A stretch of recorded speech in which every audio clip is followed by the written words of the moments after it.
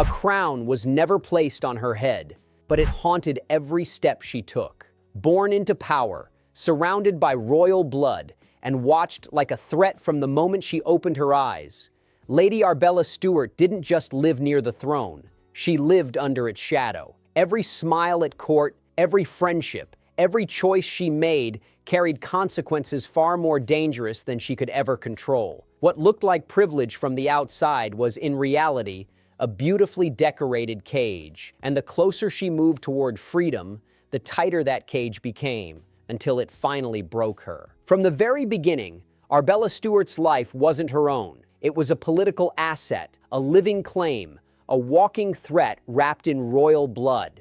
Born in 1575 into a powerful fusion of the Tudor and Stuart dynasties, she entered a world where lineage wasn't just history, it was power, and power invited danger. Her family tree alone reads like a blueprint for conflict. She was closely tied to both the English and Scottish thrones, making her one of the most strategically important figures in the kingdom, without ever wearing a crown. To understand just how dangerous her position was, you have to zoom out and look at the chaos surrounding royal succession at the time. England was ruled by Queen Elizabeth I, aging, unmarried, and without a direct heir. That alone created a quiet panic beneath the polished surface of court life. Because when a monarch has no clear successor, every relative becomes a possibility, and every possibility becomes a risk.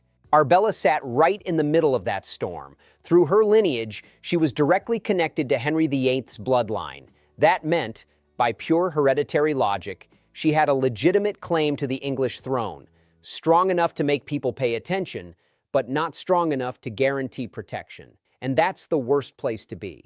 Too important to ignore, but too dangerous to trust. Even before she was born, scandal had already attached itself to her name.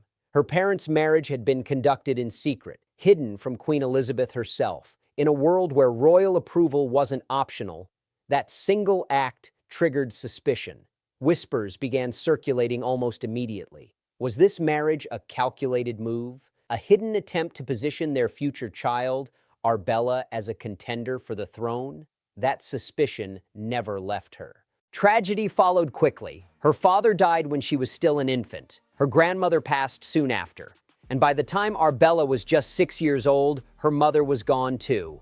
One by one, the people who could have protected her disappeared, leaving her not only vulnerable, but incredibly valuable in the wrong hands. Instead of growing up with freedom, she was placed under the control of her formidable grandmother, Bess of Hardwick, a woman as powerful as she was controlling. And this wasn't a warm, nurturing upbringing. It was structured, monitored, and carefully managed. Because Arbella wasn't being raised like an ordinary child, she was being contained. And yet, despite that confinement, she thrived intellectually. Arbella was exceptionally well educated, even by royal standards. She spoke multiple languages fluently: Latin, French, Italian, Spanish, and could read Greek and Hebrew. She studied constantly, read obsessively, and carried herself with the refinement expected of someone so close to royalty. In many ways, she mirrored Queen Elizabeth herself, intelligent, composed, and deeply aware of the world around her.